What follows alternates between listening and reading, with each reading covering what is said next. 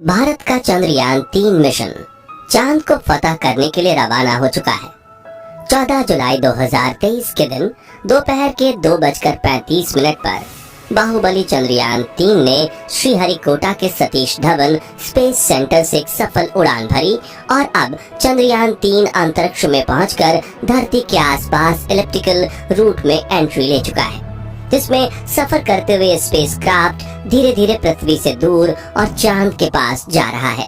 लेकिन अब इसका आगे का सफर इतना आसान नहीं होने वाला और इस सफर में सबसे मुश्किल है इसका आखिरी पड़ाव, जिसमें ये 23 या 24 अगस्त के दिन चांद के दक्षिणी ध्रुव पर सॉफ्ट लैंडिंग करने की कोशिश करेगा। और इसी प्रयास में साल 2019 में चंद्रयान-2 का मिशन असफल हुआ था।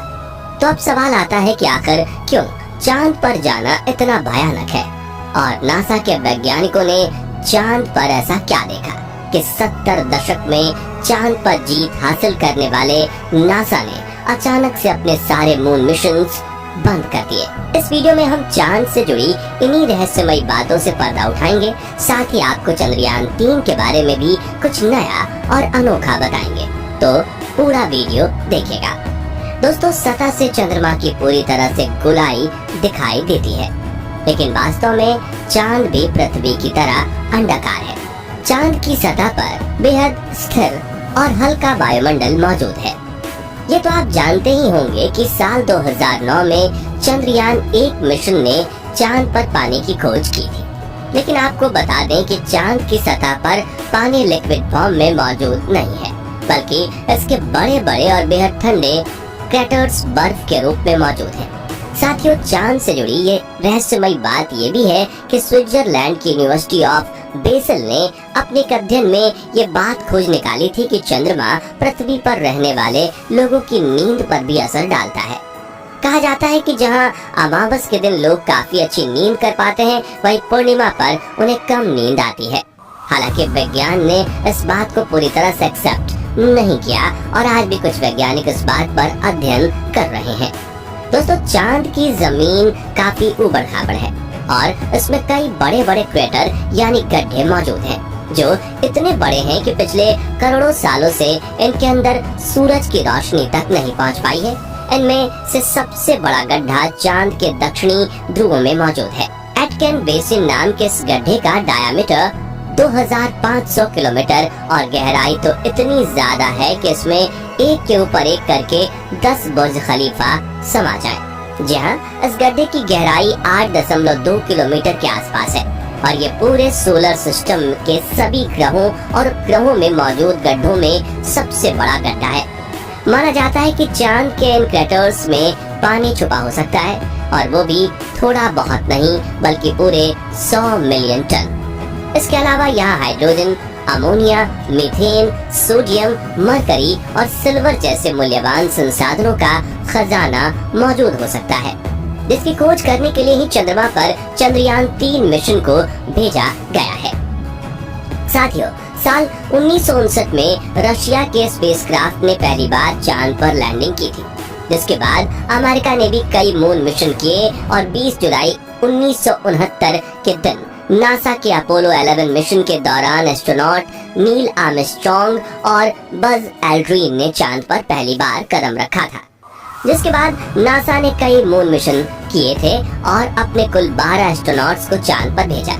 एस्ट्रोनॉट्स ऐसे व्यक्तियों को कहते हैं जो पृथ्वी के वायुमंडल से ऊपर जाकर अंतरिक्ष यानी चांद पर जाकर रिसर्च करें। लेकिन दिसंबर 1972 में अपोलो 17 मिशन के बाद नासा ने अचानक से इंसानों को चांद पर भेजना बंद कर दिया, जिसके लिए उन्होंने ये कारण दिया कि चांद पर फिलहाल ऐसा कुछ नहीं है जिसकी रिसर्च की जा सके। लेकिन कुछ लोगों का ये भी कहना था कि नासा ने असली कारण को छिपाया है। नासा के भेजे गए इन 12 में से कई अंतरिक्ष यात्रियों ने चांद पर कुछ अजीब सी आवाजें भी सुनी थी, तो कईयों ने इन पर बने एक अजीब ब्रिज और कूलिंग टावर जैसी रचना को भी देखा था। वहीं चांद की खोज में वैज्ञानिकों को एक सैटेलाइट डिश जैसी रचना भी दिखी थी और वैज्ञानिकों के मुताबिक इसका अपने आप बनना नामुमकिन है। हालांकि नासा ने कभी इस बात पर आधिकारिक बयान नहीं दिया था, लेकिन नासा के वैज्ञानिकों ने कई बार ये कबूला कि चांद पर एलियन का बसेरा हो सकता है। खैर, चांद पर एलियन हो सकते हैं या नहीं, इस बारे में अपनी राय हमें कमेंट में आप बता सकते हैं। फिलहाल यहाँ सबसे ज्यादा गौर करने वाली बात ये है कि ये सभी मिशन चांद के उत्तरी ध्रुव पर किए गए थे, जहाँ पर लैंडिंग करना चांद के दक्षिणी ध्रुव के मुकाबले काफी ज्यादा आसान माना जाता है। लेकिन साल 2019 में भारत के चंद्रयान 2 ने चांद के दक्षिणी ध्रुव पर सॉफ्ट लैंडिंग करने की कोशिश की थी और अपने इस प्रयास में चंद्रयान 2 का लैंडर विक्रम बुरी तरह से असफल हुआ था। लेकिन आखिर चांद का दक्षिणी ध्रुव इतना खतरनाक क्यों है, आइए जानते हैं। सबसे पहले तापमान की बात करें तो चांद के दक्षिणी ध्रुव में कई ऐसे बड़े बड़े गड्ढे यानी क्रैटर्स हैं जहां करोड़ों सालों से सूरज की धूप नहीं पहुंची, और सूरज की धूप न पहुंचने का सीधा सीधा मतलब है तापमान का ठंडा होना। इसलिए कई बार दक्षिणी ध्रुव का तापमान -230 डिग्री सेल्सियस तक पहुंच जाता है। ऐसे में किसी भी इंसान का स्पेसक्राफ्ट से बाहर निकलना तो छोड़ो, खुद स्पेसक्राफ्ट के लिए भी ऐसे वातावरण में काम करना मुश्किल है। इतने कम तापमान में कई बार स्पेसक्राफ्ट पर लगे इंस्ट्रूमेंट चलना बंद हो जाते हैं। वहीं सूरज की रोशनी ना पड़ने की वजह से चांद के दक्षिणी ध्रुव के कई हिस्सों में काफी ज्यादा अंधेरा है, जिस वजह से चांद के ऑर्बिट में घूम रहे नासा, रशिया और इसरो के ऑर्बिटर्स भी वहां के काफी हिस्सों को ठीक से नहीं देख पाए। यानी कि उन हिस्सों में क्या हो सकता है ये किसी को नहीं पता। ऐसे में वहां जाना सबसे बड़ी चुनौती है। इसके अलावा चांद के दक्षिणी ध्रुव की जमीन उत्तरी ध्रुव से ज्यादा उबड़ खाबड़ है, पर यहाँ पर कुछ सेंटीमीटर से लेकर 2500 किलोमीटर तक के बड़े बड़े गड्ढे हैं। ऐसे में रिसर्च के लिए किसी भी रोवर को यहाँ चलाना हो तो काफी सावधानी बरतनी पड़ती है, और अगर रोवर किसी बड़े क्रैटर में गिर गया तो उसे वहाँ से निकालना लगभग नामुमकिन हो जाएगा और रिसर्च मिशन भी फेल हो जाएगा। इस बात को ध्यान में रखते हुए इसरो ने चंद्रयान 3 के प्रज्ञान रोवर में सेंसर्स और नेविगेशन कैमरास लगाए हैं। अब सवाल आता है कि चंद्रयान 2 का विक्रम लैंडर चांद की सतह पर सॉफ्ट लैंडिंग करने में क्यों फेल हुआ था। तो बता दें कि इसरो के मुताबिक धरती से चांद की दूरी करीब 3,84,400 किलोमीटर है। ऐसे में इतनी दूरी पर लैंडर से डीप स्पेस कम्युनिकेशन बनाए रखना काफी मुश्किल होता है, क्योंकि इतनी दूरी पर रेडियो सिग्नल्स वीक हो जाते हैं और एंटेना से बहुत ज्यादा बैकग्राउंड नॉइज आता है।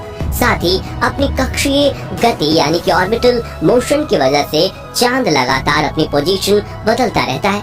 ऐसे में तय की गई लैंडिंग साइट पर पहुंचने के लिए लैंडर को भी सही मोशन पकड़े रहना पड़ता है। इसके अलावा चांद पर पृथ्वी से कम ग्रेविटी है, बहुत पतला वातावरण है। साथ ही चांद के दक्षिणी ध्रुव में काफी बड़े बड़े पत्थर और गड्ढे होने के साथ धूल भी उड़ती है, और ये सभी कारण किसी भी लैंडर को लैंडिंग करने में काफी चैलेंजेस देते हैं। और पिछली बार चंद्रमा की सतह से 2.1 किलोमीटर पर चंद्रयान 2 के लैंडर से इसरो का संपर्क टूट गया था, और इन्हीं में से किसी एक कारण की वजह से वो चांद की सतह पर क्रैश लैंडिंग करके तबाह हो गया था।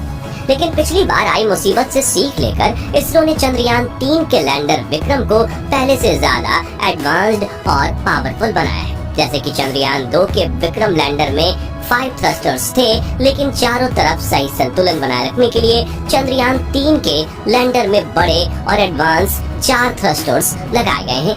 इसके अलावा इस बार के विक्रम लैंडर में लेग्स को बड़ा और मजबूत कर दिया गया है। साथ ही इसकी फ्यूल स्टोरेज कैपेसिटी को भी बढ़ाया गया है।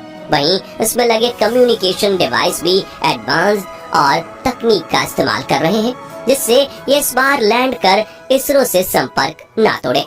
और सबसे जरूरी बात, इसके सॉफ्ट लैंडिंग सीक्वेंसेस को भी काफी हद तक सुधार दिया गया है। इन सभी बदलावों से चंद्रयान 3 के लैंडर को चांद की सतह पर सॉफ्ट लैंडिंग करने में आसानी होगी।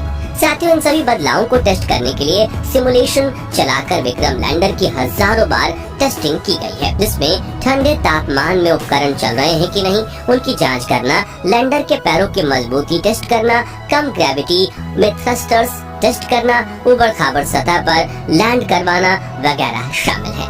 वह इसकी लैंडिंग साइट यानी चंद्रमा की धरती पर उतारने की जगह को भी पहले से ज्यादा बढ़ाकर 4x2.4 किलोमीटर की लोकेशन चुना गया है। और यदि सब कुछ प्लानिंग के मुताबिक रहा तो 23 या 24 अगस्त के दिन विक्रम लैंडर को चांद की सतह पर लैंड करवा दिया जाएगा। दोस्तों, अगर इस बार चंद्रयान 3 का लैंडर चांद पर बिल्कुल सही तरीके से सॉफ्ट लैंडिंग करता है तो अमेरिका, रशिया और चीन के बाद भारत वो चौथा देश होगा जो चांद पर सॉफ्ट लैंडिंग करेगा। साथ ही हमारा भारत वो पहला देश बनेगा जिसने चांद के सबसे भयानक हिस्से यानी साउथ पोल पर लैंडिंग की है, जिससे स्पेस रिसर्च के फील्ड में भारत का नाम सबसे ऊंचा हो जाएगा।